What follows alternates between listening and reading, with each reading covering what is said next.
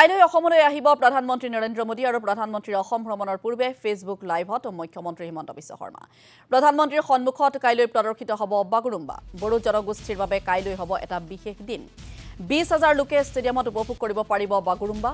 Elevated কৰিডৰৰ কথা কওঁতে প্ৰথমে মোক সকলোৱে উপলঙা কৰিছিল সেই কথাও আজি মুখ্যমন্ত্ৰীয়ে ফেচবুক লাইভত উল্লেখ কৰিছে মই যি কথা কৈছিলো সকলো আখৰে আখৰে পালন কৰিছো এই কৰিডৰৰ বাবে জখলা বন্ধাৰ পৰা কলিয়াবৰৰ মাজত যাত্ৰাৰ সময় কম হ'ব ৮৫টা সমষ্টিত মুখ্যমন্ত্ৰী মহিলা উদ্যমিতা আঁচনিৰ ধন বিতৰণ কৰা হৈছে ৫ ফেব্ৰুৱাৰীৰ ভিতৰত সম্পূৰ্ণ কৰা হ'ব এই আঁচনিৰ ধন বিতৰণ এটিকলি দুটিপাত আঁচনিৰ ২৫ জানুৱাৰীৰ পৰা আৰম্ভ কৰা হ'ব ডুমডুমাৰ পৰা আনুষ্ঠানিকভাৱে আৰম্ভ কৰা হ'ব এই আঁচনি প্ৰতিখন বাগানতে বিতৰণ কৰা হ'ব এই আঁচনিৰ চেক মুখ্যমন্ত্ৰী আত্মনিৰ্ভৰ আঁচনিৰ অধীনত ৭৫,০০০ যুৱকে ২ লাখকৈ ধন পাব প্ৰথম কিস্তিত ১ লাখকৈ ধন দিয়া হ'ব এই আঁচনিৰ আৰু ৬ ফেব্ৰুৱাৰীত এই আঁচনিৰ শুভাৰম্ভ কৰা হ'ব ১৫ ফেব্ৰুৱাৰীত সামৰণি পৰিব এই আঁচনিৰ ধন বিতৰণ কাৰ্যসূচী ১১ ফেব্ৰুৱাৰীত আৰম্ভ হ'ব জীৱন অনুপ্ৰেৰণা আঁচনি ২০ ফেব্ৰুৱাৰীত মহিলাসকললৈ দিয়া হ'ব অৰুণোদয় আঁচনিৰ ৮,০০০কৈ টকা পৰা বোকাখাতলৈ আমি এটা এলিভেটেড কৰিডৰ নিৰ্মাণ কৰিম দীৰ্ঘ কিমান হ'ব ৩৪ কিলোমিটাৰ ৩৪ কিলোমিটাৰ এলিভেটেড কৰিডৰ নিৰ্মাণ কৰিবলৈ আমাক কিমান টকা লাগিব প্ৰায় ৭,০০০ কোটি টকা যেতিয়া মই এই আঁচনিখনৰ কথা কৈছিলোঁ বহুজনে ফেচবুকত মোক উপলুঙাও কৰিছিল যে আগতেও আপোনালোকে মেট্ৰোৰ কথা কৈছিলে অমুকৰ কথা কৈছিলে তমুকৰ কথা কৈছিলে মই যি কৈছোঁ তাক আজিলৈকে আখৰে আখৰে পালন কৰিছোঁ আৰু এইবাৰো এলিভেটেড কৰিডৰৰ কথা মই কৈছিলোঁ পৰহিৰ পৰা ই বাস্তৱত ৰূপান্তৰ হ'ব সিদিনাখন মই হিচাপ কৰিছিলোঁ জখলা বন্ধাৰ পৰা বোকাখাত গৈ পাবলৈ উইথ স্পীড লিমিট আমাক প্ৰায় ১ ঘণ্টাৰ পৰা ১.৫ ঘণ্টা সময় লাগে এতিয়া ৩৪ কিলোমিটাৰৰ এলিভেটেড কৰিডৰ দি আমাক মাত্ৰ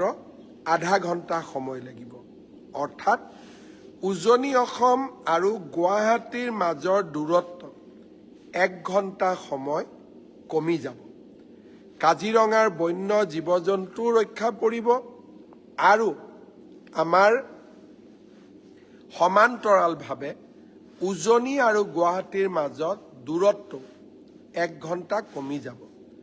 অসমবাসীৰ কাৰণে ই এটা অত্যন্ত আনন্দৰ দিন হ'ব মই অসমবাসীক আকৌ এবাৰ অভিনন্দন জনাইছোঁ শ্ৰদ্ধাৰ ৰাইজ যোৱা কেইটামান দিনত মই মহিলা উদ্যমিতা অভিযানৰ পুঁজি অসম জুৰি বিতৰণৰ কাৰ্যসূচীত জড়িত আছিলোঁ ৭৩টা সমষ্টিত ইতিমধ্যে আমি এই পুঁজি বিতৰণ কৰিলোঁ আৰু আমাৰ মন্ত্ৰী বা BTCৰ চিফ হাগ্ৰামা মহিলাৰীৰ দ্বাৰা সৰ্বমুঠ আমি সকলোৱে মিলি ৮৫টা সমষ্টিত ইতিমধ্যে এই পুঁজি আমি বিতৰণ কৰিলোঁ আমাৰ লক্ষ্য এটলিষ্ট মোৰ পৰা যিখিনি বিতৰণ হ'ব ৫ ফেব্ৰুৱাৰী তাৰিখৰ ভিতৰত আমি তাক সম্পূৰ্ণ কৰিম বহুজনে মোক দুটা আঁচনিৰ বাবে প্ৰায়ে প্ৰশ্ন সুধি আছে যে এটিকলি দুটিপাত এই আঁচনিটো কেতিয়া বিতৰণ কৰা হ'ব দ্বিতীয়তে CM ট্ৰিপুলে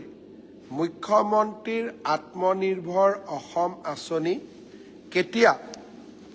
বিতৰণ কৰিব আৰু আমাৰ লগতে আৰু এটা প্ৰশ্ন মোক সুধি আছে যে গ্ৰেজুৱেট ল'ৰা ছোৱালীসকলক আমি যি এটা মাহেকীয়া স্কলাৰশ্বিপ দিবৰ কাৰণে মুখ্যমন্ত্ৰীৰ জীৱন প্ৰেৰণা আঁচনি আৰম্ভ কৰিছিলোঁ সেই আঁচনি কেতিয়াৰ পৰা আৰম্ভ হ'ব ৰিচাৰ্চ স্কলাৰসকলৰ বাবে আমি যি আঁচনি গ্ৰহণ কৰিছিলোঁ সেই আঁচনি কেতিয়াৰ পৰা আৰম্ভ হ'ব মই এটা এটাকৈ আটাইকেইটা আঁচনিৰ বিষয়ে আপোনালোকক জনাব খুজিছোঁ সকলোৱে ভাবিছে যে মই ক'ত আছোঁ মই মোৰ কাৰ্যালয়ত আছোঁ আৰু সেইকাৰণে মই আপোনালোকক আজি মোৰ কাৰ্যালয়টো মই ধুনীয়াকৈ দেখুৱাব চেষ্টা কৰিম আমাৰ এটিকলি দুটিপাত যাৰ জৰিয়তে অসমৰ চাহ শ্ৰমিকসকলক 200 বছৰীয়া সফলভাৱে উদ্যোগটি পৰিচালনা কৰাৰ বাবে আমি অভিনন্দন জনাম। এই কাৰ্যসূচীটো আমি অহা 25 জানুৱাৰী তাৰিখৰ পৰা আৰম্ভ কৰিম। ডুমডুমাত সিদিনাখন মই থাকিম, অনুষ্ঠানটো মই আনুষ্ঠানিকভাৱে উদ্বোধন কৰিম। তাৰ পিছত মোৰ সতীৰ্থসকলে প্ৰতিখন বাগানলৈ গৈ এই আঁচনিখনৰ চেকসমূহ বিতৰণ কৰিব। মুখ্যমন্ত্ৰীৰ আত্মনিৰ্ভৰ অসম আঁচনি, এই আঁচনিখন কেতিয়াৰ পৰা আৰম্ভ হ'ব? যাৰ জৰিয়তে ৭৫,০০০ যুৱকে 2 লাখ টকাকৈ আত্মসংস্থাপনৰ সুবিধা পাব আৰু প্ৰথম কিস্তিত 1 লাখ টকা লাভ কৰিব। এই আঁচনিখন আমি 6 ফেব্ৰুৱাৰী তাৰিখে গুৱাহাটীত আৰম্ভ কৰিম। তাৰ পৰা আমি প্ৰত্যেকটো অঞ্চললৈ গৈ, অঞ্চল মানে ডিব্ৰুগড় তিনিচুকীয়া মিলি এটা জেগা, শিৱসাগৰ চৰাইদেউ যোৰহাট মিলি এখন সভা, 6 ফেব্ৰুৱাৰীৰ পৰা এই পুঁজি আমি বিতৰণ আৰম্ভ কৰিম আৰু 15 ফেব্ৰুৱাৰী তাৰিখৰ ভিতৰত আমি সামৰণি মাৰিম। 10 ফেব্ৰুৱাৰী তাৰিখে আমি মুখ্যমন্ত্ৰীৰ জীৱন প্ৰেৰণা, যাৰ জৰিয়তে এই বছৰ গ্ৰেজুৱেট পাছ কৰা ষ্টুডেণ্টসকলক আমি সহায় কৰিম। এই আঁচনিখন আমি 10 ফেব্ৰুৱাৰী তাৰিখে আৰম্ভ কৰিম আৰু প্ৰথম মাহৰ প্ৰথম কিস্তিৰ ধন সিদিনাখনে আমি যুৱক বন্ধু যুৱতী বন্ধুসকললৈকে মুকলি কৰিম। জীৱন অনুপ্ৰেৰণা, ৰিচাৰ্চ স্কলাৰসকলক যি আমি এককালীন অনুদান আগবঢ়াম, সেই এককালীন অনুদানো আমি 11 ফেব্ৰুৱাৰী তাৰিখে আমি আগবঢ়াম। আনহাতে আমাৰ আৰু এটা স্কিম আছে, ফাৰ্মাৰ প্ৰডিউচাৰ কোম্পানী FPC সকলকো আমি এটা উদগনিমূলক অনুদান আগবঢ়োৱাৰ বাবে ঘোষণা কৰিছিলোঁ। এই আঁচনিটো আমি 15 ফেব্ৰুৱাৰীৰ আগতে আমাৰ ফাৰ্মাৰ প্ৰডিউচাৰ কোম্পানী বা FPC সকলক আমি নিমন্ত্ৰণ কৰি এই আঁচনিটো আমি সম্পূৰ্ণ কৰিম।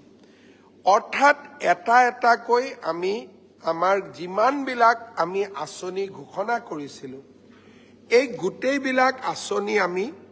অহা 15 ফেব্ৰুৱাৰীৰ ভিতৰত আমি সামৰণি মাৰিম। 20 ফেব্ৰুৱাৰী তাৰিখে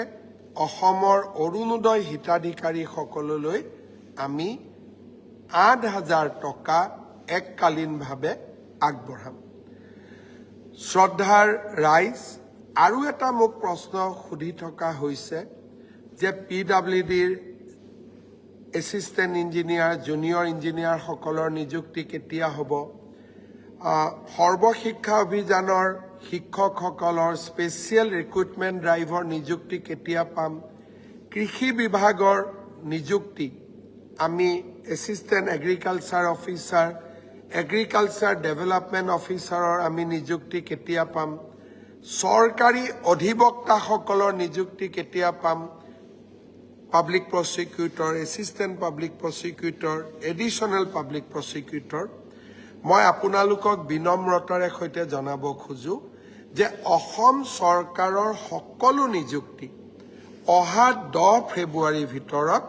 আমি সামৰণি মাৰিম। শ্ৰদ্ধাৰ ৰাইজ, আঁচনি আৰু নিযুক্তিৰ লগে লগে অসমখনক উদ্যোগীকৰণ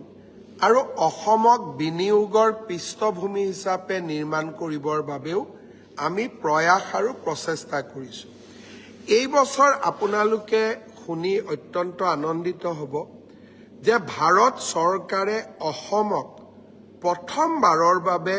ৱৰ্ল্ড ইকনমিক ফৰামত ভাৰতবৰ্ষৰ আন ৰাজ্যসমূহৰ লগতে অসমকো প্ৰতিনিধিত্ব কৰিবলৈ সুযোগ দিছে। সাধাৰণতে মহাৰাষ্ট্ৰ, কৰ্ণাটক, অন্ধ্ৰপ্ৰদেশ, ৰাজস্থান আদি ৰাজ্যই এই ৱৰ্ল্ড ইকনমিক ফৰামত দেশক প্ৰতিনিধিত্ব কৰে। প্ৰথমবাৰৰ বাবে অসমক ভাৰত চৰকাৰে এই সুযোগ প্ৰদান কৰিছে আৰু মই অহা 19 তাৰিখে ৰাতিপুৱা ডেভছলৈ যাম আৰু 4 দিন মই ডেভছত থাকিম। বিশ্বৰ উদ্যোগপতিসকলৰ আগত, ইকনমিষ্টসকলৰ আগত ৱৰ্ল্ড ইকনমিক ফৰামত মই অসমক প্ৰতিনিধিত্ব কৰিম।